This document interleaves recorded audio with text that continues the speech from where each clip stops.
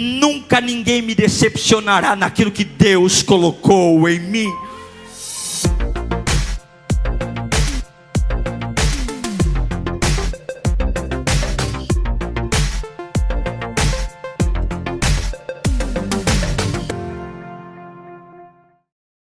Evangelho de Mateus, capítulo 11, verso 15.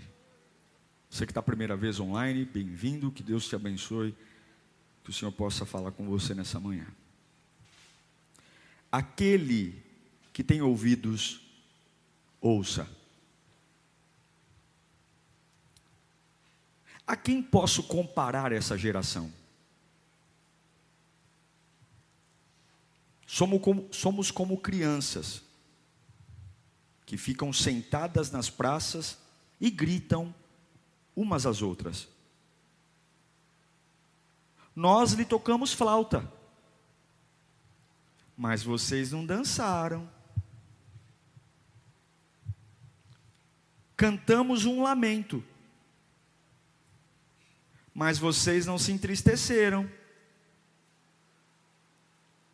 Pois veio João, que jejua e não bebe vinho, e dizem, ele tem demônio. Veio o Filho do Homem, comendo e bebendo, e dizem, aí está um comilão e beberrão, amigo dos publicanos e pecadores. Mas a sabedoria é comprovada pelas obras que a acompanham. Então Jesus começou a denunciar as cidades em que havia sido realizada a maioria dos seus milagres, porque não se arrependeram. Pai, oh meu Deus, a tua presença é a nossa vida, é o nosso combustível. Que possamos tirar toda a expectativa de coisas, de pessoas, e de uma forma tão sutil, tão especial e poderosa. Coloca verdades da minha alma, Senhor. Todos aqueles que estão com a mente longe, ou com algum tipo de preocupação, o Senhor pode falar conosco nesta manhã. E se o Senhor falar, a nossa vida muda, nosso coração muda, em nome de Jesus.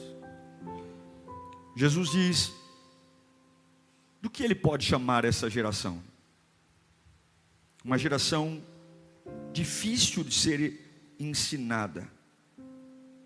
E Ele dá exemplo, uma geração que toca, produz música, mas está chateado porque ninguém dançou. Uma geração que canta poemas e lamentos melancólicos, e agora está frustrado porque ninguém chorou ao ouvir os seus lamentos.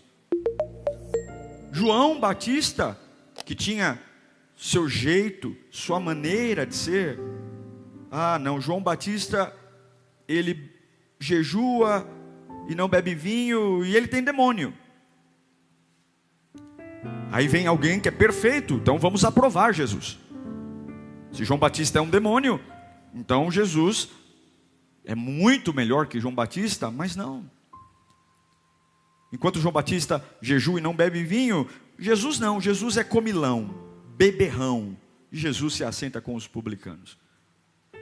E é por isso que Jesus diz, a única forma de nós avançarmos é comprovar as obras que nos acompanham. Irmãos, a vida é difícil, viver não é fácil. Não é fácil. As relações interpessoais não são fáceis. Viver com pessoas, viver conosco mesmo também é um desafio. Mas tem algo que você nunca vai poder esquecer. Que decepção faz parte da vida. O que Jesus está falando aqui é sobre decepção.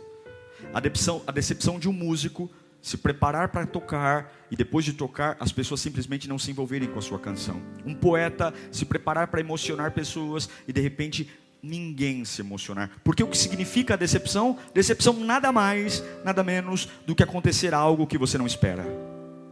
Tudo que você não espera te decepciona.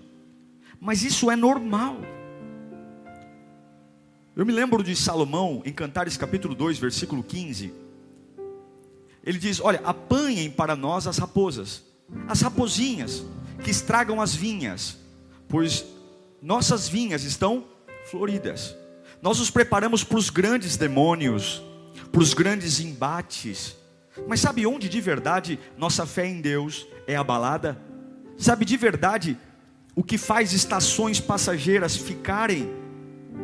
E lembramos que o inverno é importante, a primavera é importante, outono é importante, verão é importante.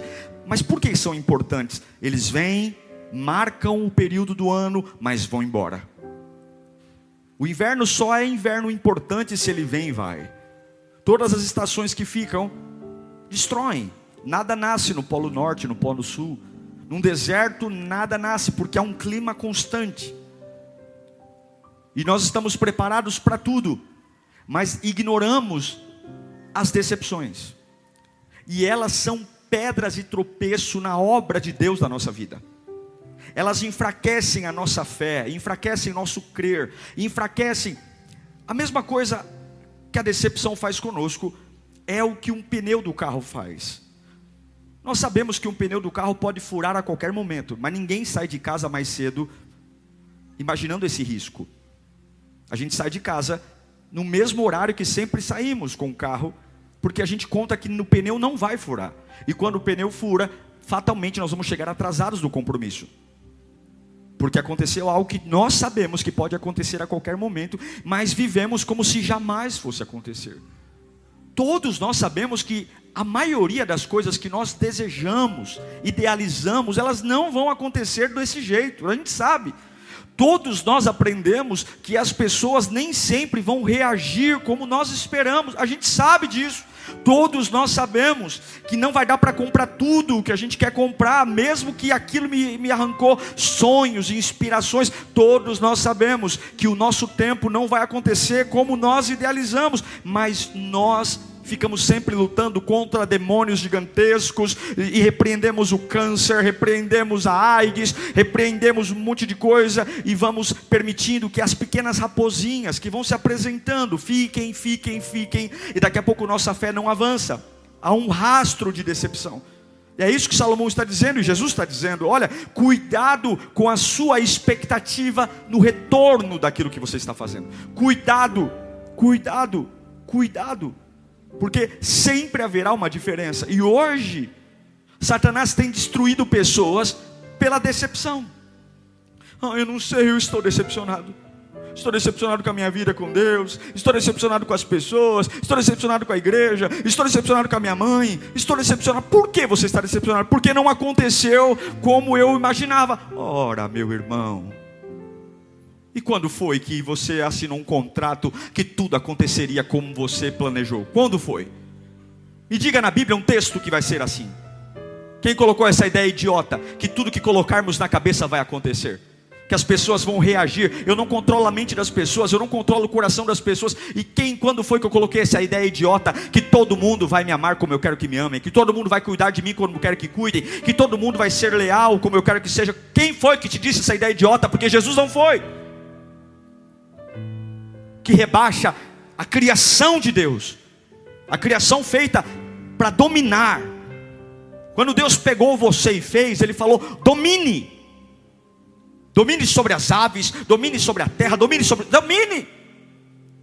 E anda como um bagulho, qualquer coisa, uma porcaria, que espera que os outros, ou alguém, ou algo, façam o seu dia melhor. Tem gente que acorda dizendo, tomara que hoje ninguém me perturbe para eu ter um dia em paz.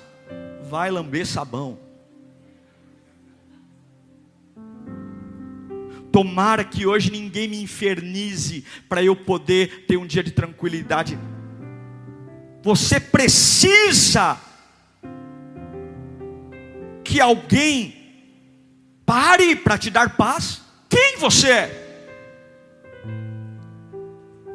A que nível de porcaria nós descemos? A que nível de lixo nós descemos? Cadê Jesus? Então quer dizer que o que as pessoas fazem, os lugares fazem, determina se a minha estação será boa ou não? Eu quero dizer que você vai se decepcionar sempre. Você vai com pessoas, com lugares, com você. Acabamos de sair das Olimpíadas. Atletas que treinaram anos e anos e anos para uma prova de segundos.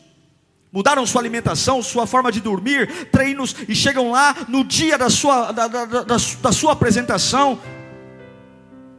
E como eu vi alguns, erraram, não conseguiram. Mas o que eu acho lindo é que nenhum deles encerrou a carreira depois de ter falhado. Eu me lembro de Paulo. Paulo tinha um plano. E eu sei que alguns aqui têm planos. Porque a gente é assim. A gente constrói muito mais do que vê do que o que não vê. Mas a fé não tem nada a ver com ver, tem tudo a ver com esperar. Um crente que vive pelo que vê é um coitado. É um coitado. Porque o que você vê está em constante movimento. As pessoas que você vê estão em constantes movimentos. As empresas que você trabalha estão em constante movimento. Agora a esperança da glória, ela é firme e poderosa em sua direção. Paulo tinha um plano. Qual era o plano de Paulo?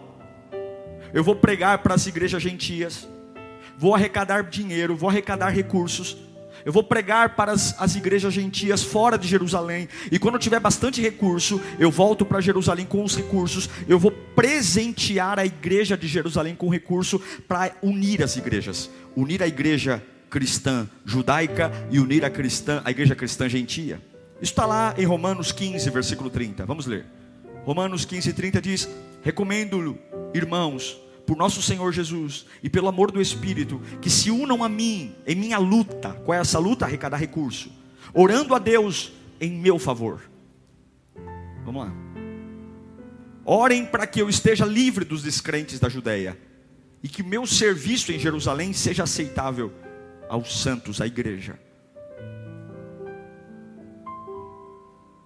de forma que pela vontade de Deus eu os visite com alegria, e com vocês desfrute de um período de refrigério. Paulo tinha uma inclinação: eu preciso arrecadar recursos, eu vou voltar para Jerusalém, é um povo duro, é um povo orgulhoso, mas eu vou chegar lá com recursos, vou presentear a igreja, e vou dizer: olha, essa oferta veio das igrejas gentias, aceitem a gente, vamos ter unidade, vamos ter comunhão, vamos nos levantar, vamos ser um povo só, vamos ser uma só família. É bonito, é belo. E sabe o que é engraçado? É que a hora que a gente tem um plano, a gente já viaja na concretização dele. A gente já vai além, a gente já vê as coisas dando certo, a gente já vê as pessoas chegando, a gente já vê os frutos do nosso sonho. E isso é maravilhoso, isso é lindo, porque isso é a fé. O problema é quando esse sonho, essa realização depende de quem? Quando você senta na poltrona da sala, e algumas vezes a gente demora para ligar a televisão, fica olhando para aquela tela preta com o nosso reflexo, e ali você fica imaginando algumas melhorias na sua vida, algumas conquistas, como que algumas coisas seriam tão especiais se acontecessem. Mas nessa hora que você vai montando as peças do quebra-cabeça da sua vida, do seu futuro, quem é responsável por isso acontecer? Paulo fez o plano, mas o plano falhou. O que aconteceu? As intenções de Paulo chegaram antes em Jerusalém do que ele mesmo. E antes dele chegar com dinheiro, com a oferta, já havia um burburinho na cidade. Eu conheço a reputação desse camarada. Ele não é gente boa. A gente não pode deixar ele se envolver aqui. Está lá, Atos capítulo 21, versículo 30. Toda a cidade de Jerusalém, toda a cidade ficou alvoroçada, e juntou-se a uma multidão. Agarrando Paulo, arrastaram para fora. Qual era o plano dele? Vou chegar com uma oferta maravilhosa, nós vamos ter unidade, nós vamos fazer um povo só, nós vamos construir uma igreja linda, entre ex-judeus e ex-gentios, a igreja de Cristo. Mas foi isso que aconteceu? Agarraram Paulo, arrastaram para fora do templo, e imediatamente as portas foram Ou seja, você não vai entrar aqui. Não parou por aí não. Além de arrancarem para fora do templo, era ali o sonho, era ali o objetivo, tentando eles matá-lo. Chegaram notícias ao comandante das tropas romanas, que de toda a cidade de Jerusalém, toda a cidade que era para ser o lugar onde todo mundo só ia falar uma coisa, Paulo uniu as igrejas. Só se falava uma coisa: prendam esse homem, matam esse homem. Paulo foi rejeitado, espancado, preso e levado para Roma. Ele não queria estar em Roma, ele queria estar em Jerusalém. Tudo foi diferente.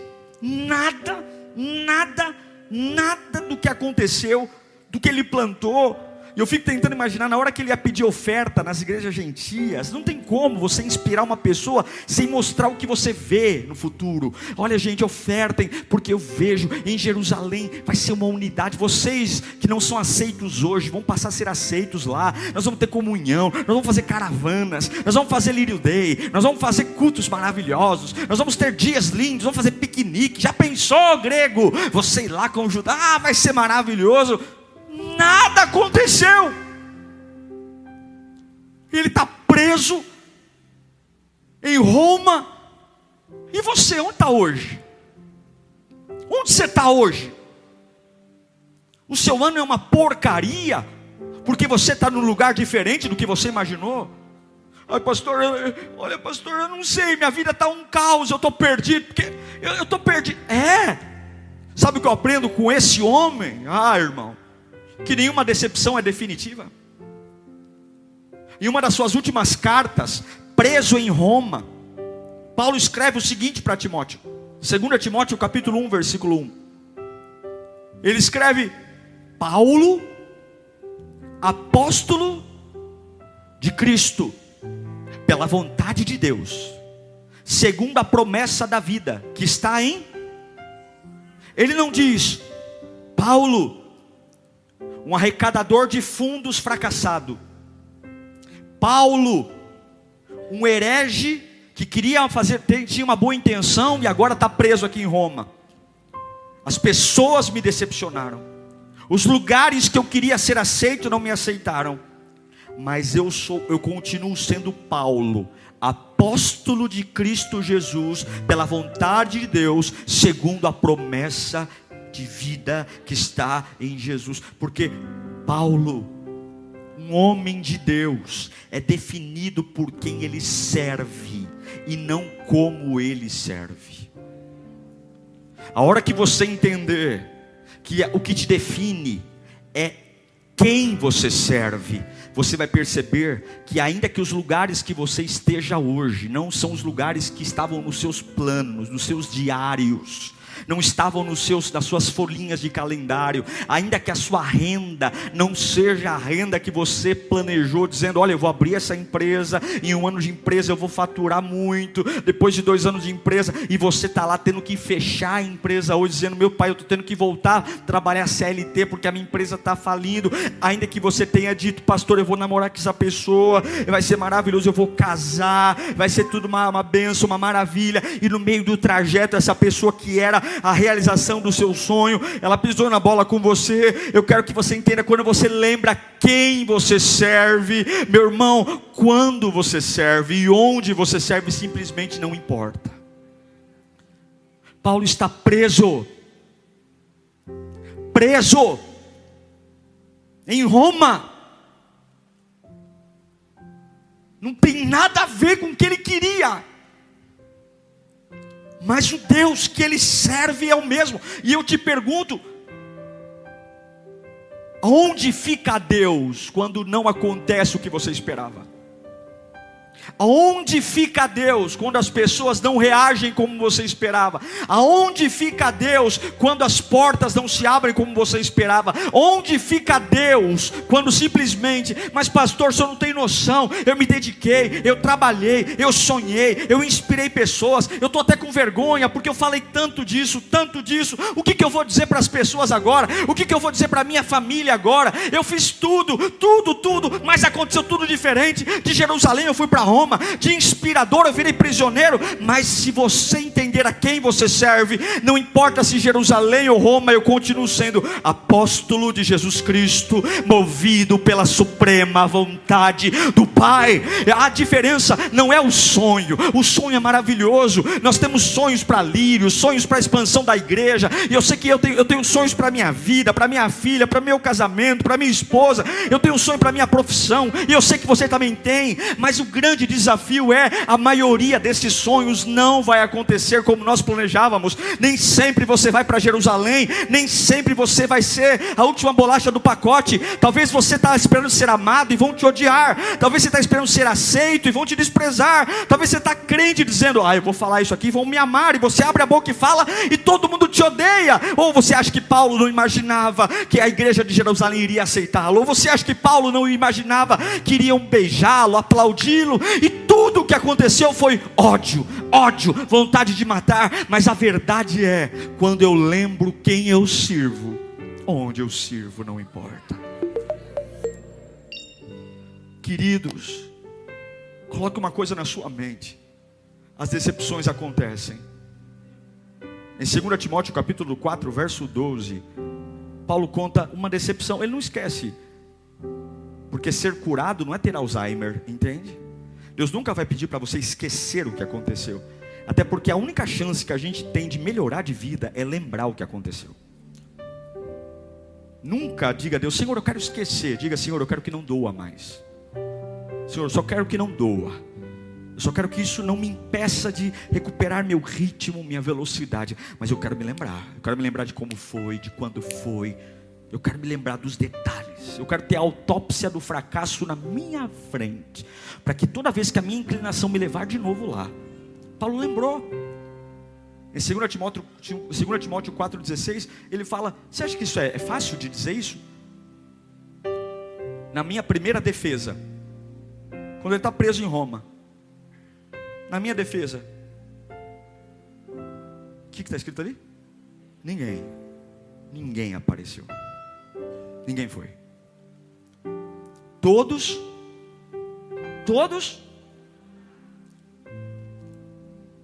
É fácil dizer isso? Deixa o texto. É fácil. Mas o homem que entende quem serve, ele fala, olha, ninguém foi. Ninguém estendeu a mão. Pai, mas não cobra isso deles não. Abençoa eles. Deus, não, por favor, que isso não lhe seja cobrado. Está tudo bem, Senhor. Meu Deus do céu. Está tudo bem. Não precisa fazer justiça. Não cobra isso deles não. Porque eu continuo servindo ao mesmo Deus. Essa é uma memória amarga de Paulo. É uma memória amarga. E eu sei que todos aqui têm memórias amargas. Todos nós aqui pegamos a melhor roupa um dia, entramos no carro dizendo, eu vou chegar naquele compromisso e vou arrasar. E no meio do trajeto, um dia chuvoso, daqui a pouco você escuta o carro. Aí você diz, não é possível. O volante começa a ficar meio torto. Aí você percebe que o pneu furou. E você não tem guarda-chuva. E aí você vai no meio de um dia chuvoso. Não tem jeito. Não tem como trocar pneu sem se sujar. Você tem que abaixar. Mas está chovendo. Mas eu imaginava que eu ia chegar lá com a minha roupa bela. Todos nós temos um dia que fura o pneu. Um dia que você não vai chegar tão belo como imaginou, que não ia ter tanto aplauso como imaginou, que não teve tanto amor como imaginou. Compreensão. Tem dia que você vai dizer, se eu passar por isso, está todo mundo comigo. E você olha para um lado e, cadê? Se eu ficar doente, minha família vai me apoiar. Ficou doente, e muitas vezes é um vizinho vindo te ajudar, um amigo distante, e a família, tá nem aí para você. Pessoas que juraram lealdade a você, não vão me ligar. Porém, quando você vê que os lugares são mudados, e existem planos que falharam, memórias amargas, quando simplesmente pessoas que apoiavam param de apoiar, abandonam, enfim, o melhor que você pode fazer quando você estiver decepcionado é reconhecer que nada muda o que Deus tem para a sua vida, e você pode orar pelos lugares e pelas pessoas que te decepcionaram. Você pode. Senhor, que isso não lhe seja cobrado. Você quer ser diferente? Você quer sobreviver às decepções, às lutas, porque elas virão? Aprenda a não amaldiçoar os lugares que frustraram a sua expectativa, mas comece a dizer: Senhor, abençoe-os. Senhor, que isso não lhe seja cobrado. Como assim, pastor? Porque é melhor se decepcionar do que se arrepender de não ter feito. Em 2 Timóteo capítulo 4, verso 6, uma das últimas cartas de Paulo vivo ainda, Paulo vai dizer: preso, o plano dele deu certo ou errado? O plano dele deu errado. Ele não uniu as igrejas, ele não levou, ele foi preso, ele apanhou, ele foi surrado. Mas olha o que ele fala dele, do ministério dele: agora eu já estou sendo derramado como oferta de bebida. Está próximo o tempo da minha partida, e eu sou um fracasso. Eu estou decepcionado com a humanidade. Eu era para estar lá em Jerusalém, unindo as igrejas, sendo um grande apóstolo. O que ele fala no 7? Combati o bom combate, terminei a corrida e guardei a fé. Não aconteceu como eu queria. Não aconteceu. Não consegui fazer com Jerusalém o que eu queria. As pessoas não me entenderam como eu queria que elas me entendessem.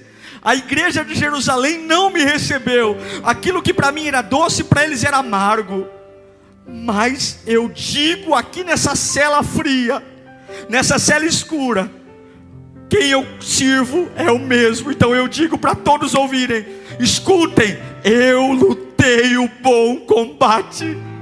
Eu me orgulho de terminar a minha corrida. E está aqui, Senhor, a minha fé. A minha fé, porque a minha esperança não estava no que os homens fariam ou não, estava no trono. E eu não sei quais serão suas últimas palavras em vida, mas elas dependem de como você vai lidar com a decepção. Eu não sei qual será o seu discurso nos últimos momentos de vida, mas será de acordo com o que você lida com as decepções. Eu não sei quão amargo você será, e quão doente você será, e fará pessoas ficarem doentes. Porque o problema do decepcionado é porque ele não acredita mais em nada, e ele tem pavor daqueles que ainda acreditam. Então ele luta para que todos sejam descrentes. Ele luta para que todos desanimem, porque ele quer o grupo do fracasso. Porque andar desanimado no meio de animados é terrível. Então eu preciso desanimar todos. E o problema é que aquele que sofre não se contenta em sofrer só. Ele quer que todo mundo sofra, ele quer que todo mundo chore, ele quer que todo mundo esteja melancólico. Se minha mãe sorri, porque está sorrindo? Olha a minha vida como é desgraçada. Se meu pai sorri, não sorria porque está feliz. Olha a minha vida, olha a minha história. Me respeite, não sorria perto de mim, não cante perto de mim, respeite a minha dor. Vai lamber sabão. Jesus Cristo é o mesmo ontem, hoje e sempre. E se você servir a Ele, ainda que nada que você planejou, seja o que você esteja acontecendo, guarda a sua carreira, guarda a sua fé. Ainda que as suas roupas se sujem, ainda que as suas mãos sejam presas, confesse: nunca ninguém me decepcionará naquilo que Deus colocou em mim.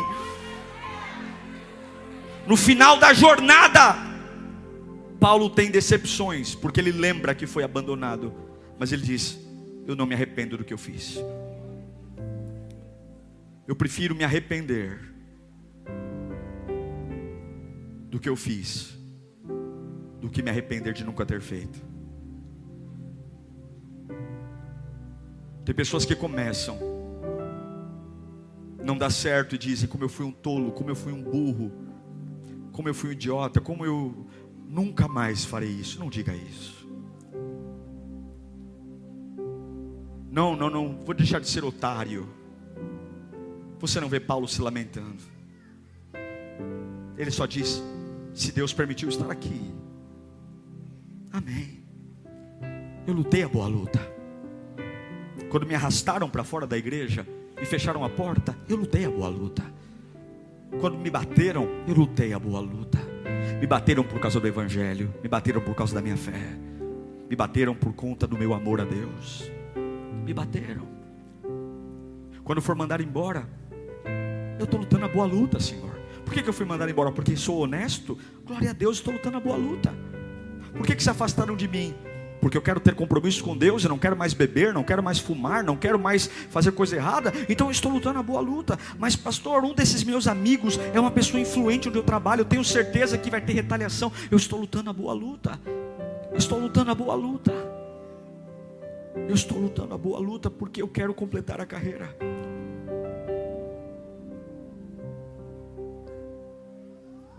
Escute algo: a fidelidade do Senhor é mais importante do que o sucesso aos homens. Repita comigo: fidelidade ao Senhor é melhor do que o sucesso. Em João 12, 24, a Bíblia diz: digo verdadeiramente que se o grão de trigo não cair na terra e não morrer, continuará ele só.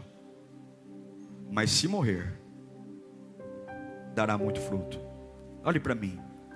Paulo morreu sozinho numa prisão romana.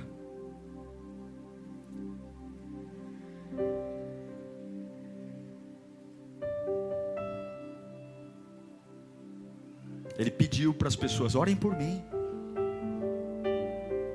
orem para que dê certo, orem para que eu consiga unir as igrejas. Eu vou lutar para arrecadar a oferta. Eu vou chegar lá e vou dizer: está aqui a oferta vinda da igreja que vocês desprezam. Olha que lindo, a gente vai ser um corpo só. Não aconteceu. Apanhou por conta disso.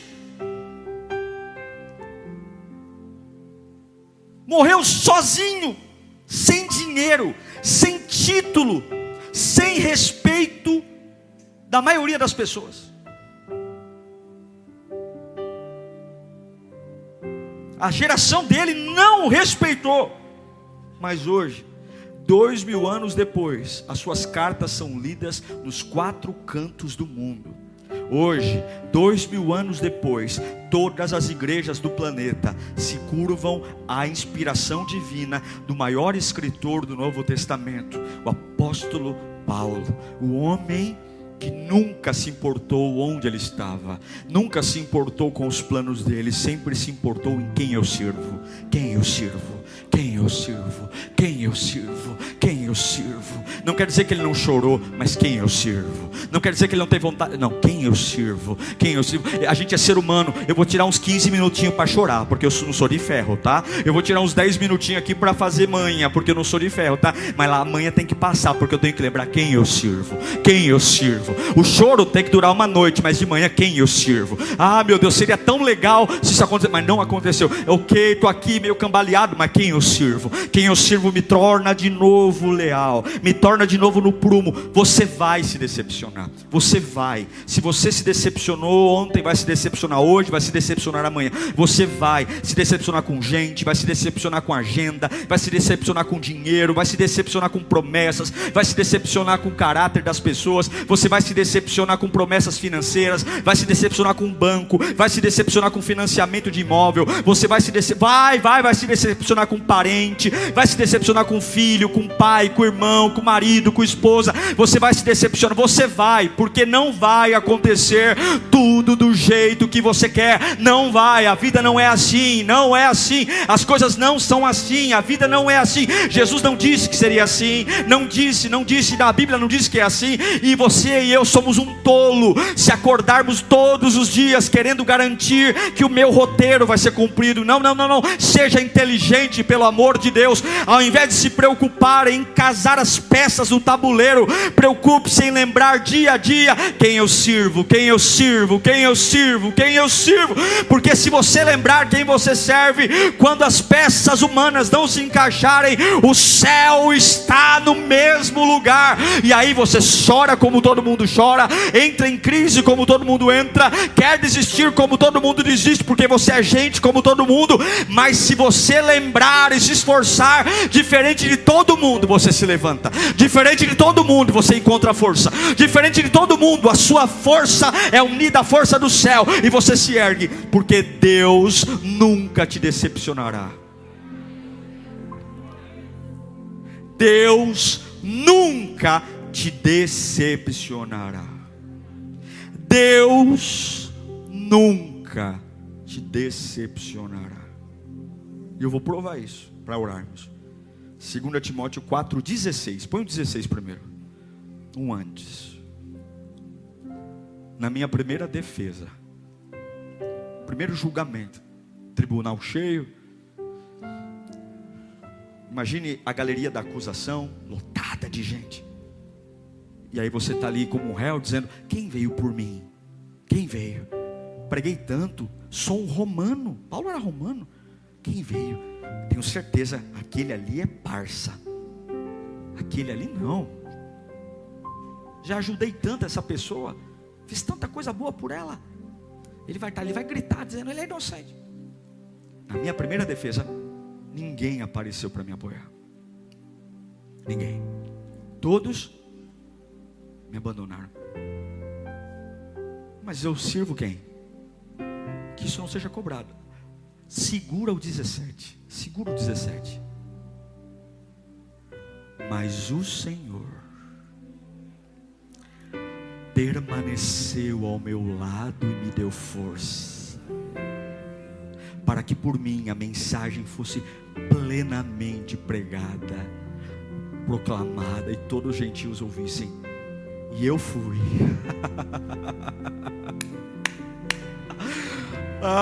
Eu fui libertado da boca do leão. Deus é suficiente. E eu cumpri meu propósito, e eu preguei o evangelho, e eu me ergui no dia mau, porque o Senhor estava lá. O Senhor estava lá. O Senhor estava lá. O Senhor estava lá, e o Senhor está aí com você. O Senhor está aí, está aí, está aí. Onde você está? Ele está aí. A culpa foi minha, que foi um tolo de fazer projetos futuros com peças que eu não controlo, com peças que pensam diferente. A culpa foi minha, que projetei um futuro glorioso, contando com aquilo que não está no meu alcance, contando com pessoas que mudam, lugares que mudam. A culpa nunca foi de Deus, a culpa foi minha, que fiz de um momento atual, definitivo, que pensei que todos que estavam comigo hoje estariam para sempre, que a renda que tenho hoje estaria para sempre. Mas quando eu percebo que as peças mudam, eu tenho uma certeza: o Senhor está, o Senhor está. E essa palavra que eu quero dizer para você: você só morre na decepção se o Senhor deixar de ser a fonte da sua vida. Você só morre na... Mas pastor, o senhor não está entendendo. Depois de 40 anos casado aconteceu isso. Se você projetou uma vida feliz com um homem ao seu lado, você é um fracasso. O seu casamento não é feliz se o seu marido vai estar ou não com você. A sua vida é feliz se Jesus for o centro. Você não é feliz se a sua empresa faturar milhões. Você é feliz se Jesus for o centro. Você não é feliz por quem fica e por quem vai. Ou iguais não se sustentam. Eu amo Paulo, porque ele morre aos olhos dos homens como um fracasso, mas ele é um dos maiores vencedores da história. Não deixe a decepção impedir você de lembrar quem Deus é. Não fique falando dela. A gente gosta muito de fazer manha. A gente gosta muito de ficar segurando a estação. Uma estação constante vai matar tudo. Um inverno constante destrói tudo. Um verão constante destrói tudo. Olha o que está acontecendo, a maior crise hídrica dos últimos 90 anos, porque tivemos um calor constante, além do normal. Tudo aquilo que fica demais, que deveria passar, cumprir o propósito, ir embora e fica, destrói. E a culpa é sua por ter deixado algo ficar, ao invés de mandá-lo embora.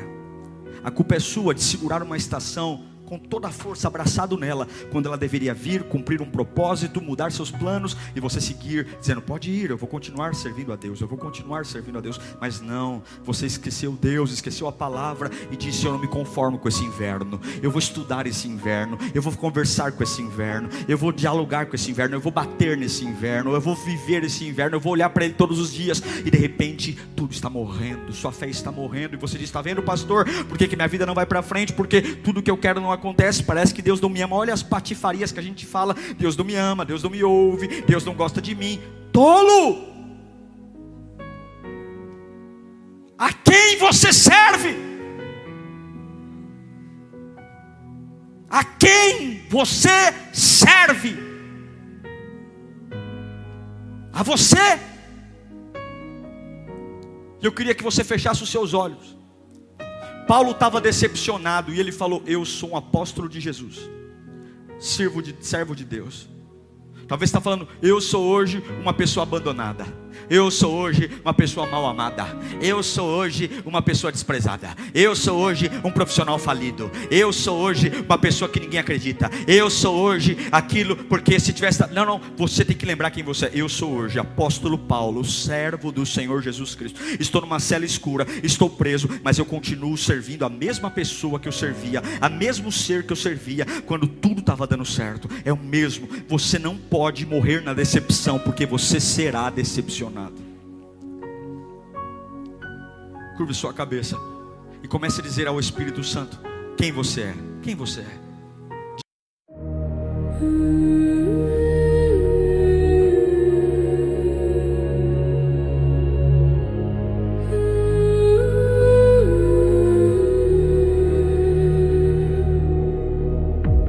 Candles flicker in the hollow night. Shadows bend beneath the fading light. Silent whispers thread